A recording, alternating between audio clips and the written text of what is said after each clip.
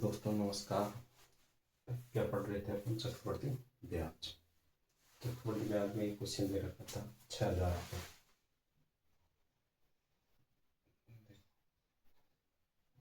देखो 6,000 रुपये का 2 वर्ष के लिए 10% की दर से चक्रवर्ती ब्याज याद करो। 6,000 रुपये का 2 वर्ष के लिए 10% की दर से चक्रवर्ती ब्याज याद करो। अब देखो शॉर्ट तरीका बताते हैं। तो देखो 6,000 का 10% 10% ब्याज होगा तो दोनों वर्ष के लिए। तो देखो 6,000 का 10%, तो 6,000 देखो 6,000 का दोनों साल 10%। 6,000 का 10% कितना होता है? 600। अपन जानते हैं साधारण ब्याज में तो 600 रुपये होगा, और जबकि 600 क्या होगा? ऐसा है, ऐसा है। और प्रथम वर्ष में SI क्या रहता है? पहले वर्ष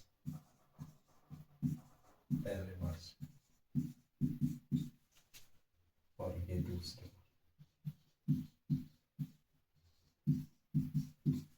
पहले वर्ष में SI समान रहता है। SI कैसा रहता है? समान।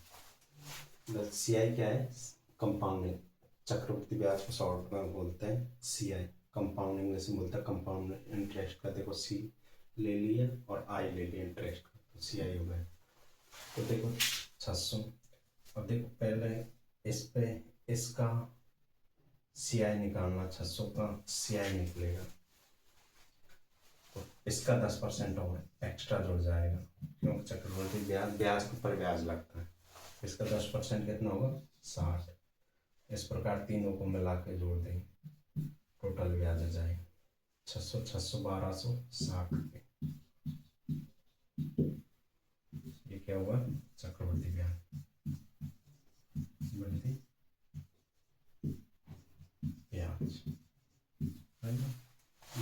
कितना आसान तरीका। देखो एक दूसरा तरीका और बताया था मैंने।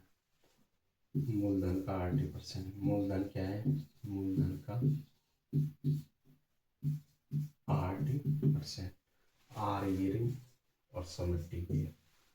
इस 80% मैंने आपको पिछले क्लास में निकालना बता दिया आपको। तो देखो CI बराबर, देखो ये CI बराबर का फॉर्मूला। तो CI बराबर मूलधन कितना है? 6,000। 6,000 का अर्थ होता है गुणा। RT कितना होता है? जब समय 2 वर्ष हो और दर 10% हो तो उसका 80% कितना होगा? 21% है। 6,000 का 21% निकालो, परसेंटेज आते बटे में क्या लग जाएगा? 100। 126, 1260। देखो ये चक्रवृद्धि ब्याज आ है। कितना आसान था। 21% कैसे आया है इसको बता देता हूँ। 80% बराबर RT प्लस R² बटे 100। RT क्या है? R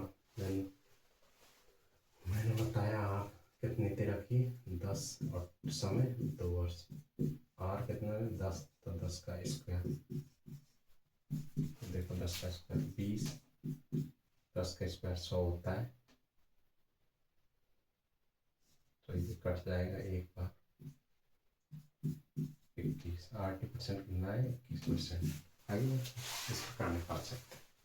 देखो सिंपल इंटरेस्ट होता था, दोनों को गुणा करते तो उसका 80% निकल जाता। 2 गुणा 10 यानी 20। मूलधन का 80%। RT समय और दर दोनों को गुणा होता है, वो भी 80% होता है। तो इस प्रकार निकाल सकते हैं। कितना आसान तरीका है। फर्स्ट सेकंड ट्रिकी मान लो ये।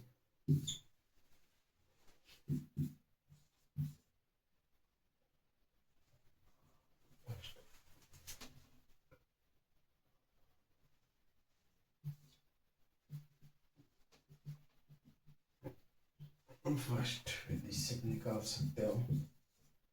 अब सेकंड